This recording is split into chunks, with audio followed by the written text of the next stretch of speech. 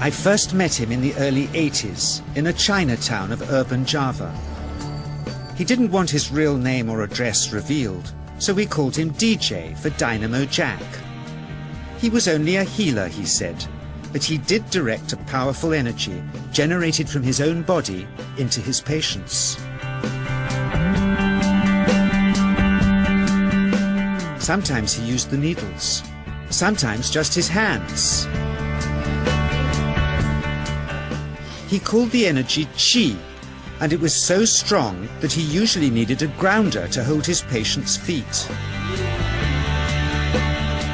For years we followed him around Java on his healing rounds, pleading to be allowed to film him, but he always refused, saying his powers resulted from a type of meditation with an ancient tradition of secrecy. It was only when my brother Lorne was suffering from a serious eye infection that he finally allowed us to film him in 1987. It was nothing like any acupuncture I'd ever had. I was getting really powerful electric shocks and couldn't control my movements at all. Yin yang, positive and negative, you know. And my positive from here and my negative from here. And we meet together, this can get like electricity. And is this because you're special? You have a special sort of It's meditation every day. It's meditation that does it? Meditation every day. Like you can touch me, like this. It's nothing, okay? It's my burn. Just like this.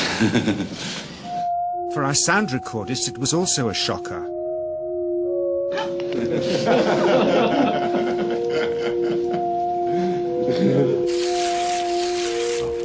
He then took our newspaper outside and showed us how Qi can also be used to set things on fire.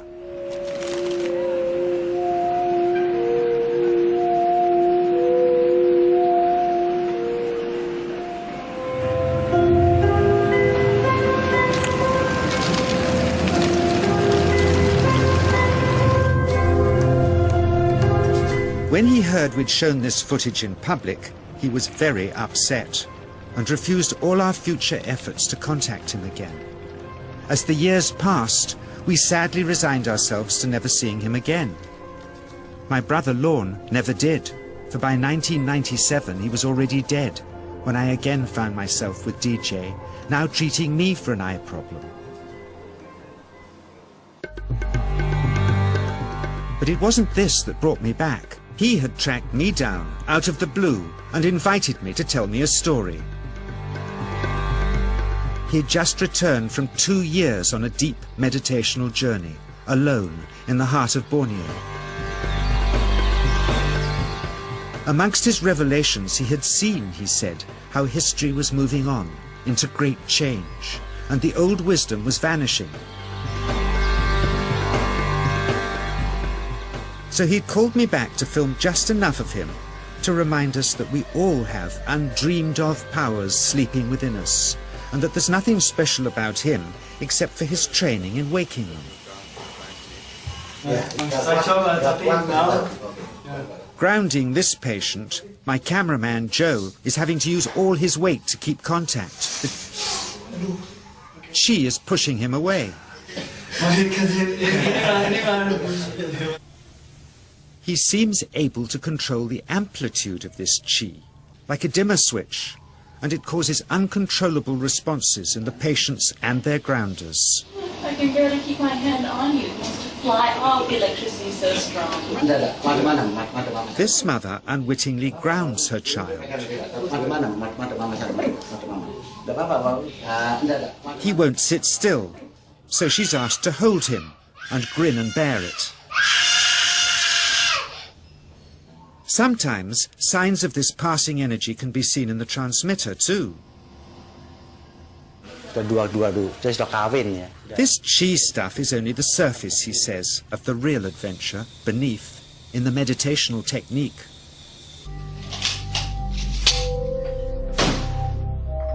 Projecting Qi from the palm of the hand can also be used to resist rifle pellets, he says.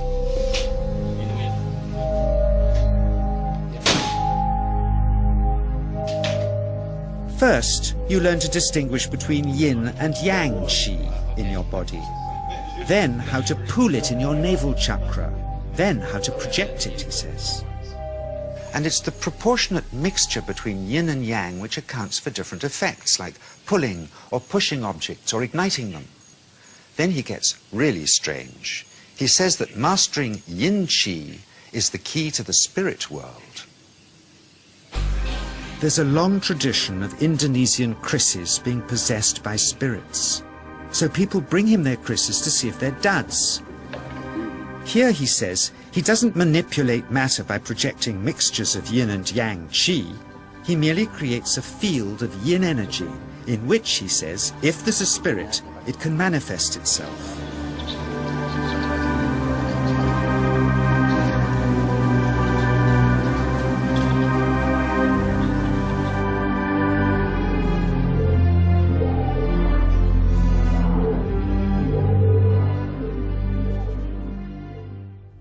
So I invited a small group of scientists back from the United States with measuring equipment to test if DJ was for real.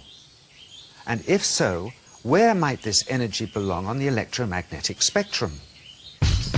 Catherine Cook, CEO of the Mind Science Foundation in Texas. Dr. Roger Nilsson, a Swedish medic and international racing sailor.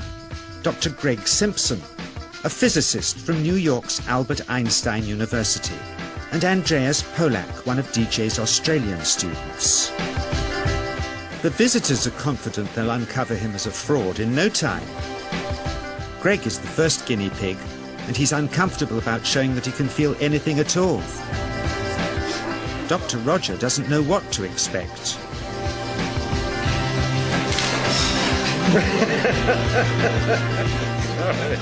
Out comes the metal detector, like the things they use in airports, to see if he has any concealed metal in his body. Then the voltmeter, to try and measure the qi. But how to get it to work? Where's the ground? What settings? DJ suggests that as his negative is his perineum, and his positive is his navel chakra, perhaps that's where the electrode should be attached. He doesn't stand on his dignity. He's eager to help, but still no readings. They're getting shocks off his arm, and now they're on the right settings, but the needle still isn't moving. DJ says it isn't electricity, it's qi. It's 1, 2, up, I feel it in my whole body. I feel it, 3, 0.3, I feel it in my legs, shit. But suspecting there's some tricky setup on his premises they can't find, they insist we all go to a randomly chosen hotel room several miles away to see if he can light a light bulb with his fingers. It doesn't ground on the wall. So Greg holds and grounds one wire, while DJ pumps qi through the other.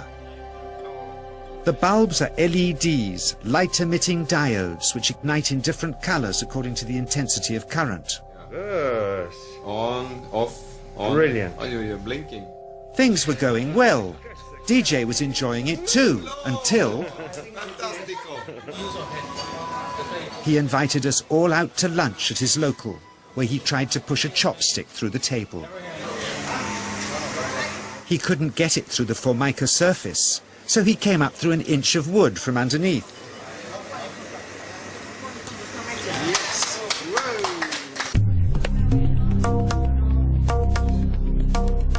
Not only did he draw his own blood, but a chopstick splinter had caught Alison here between the eyes, drawing more.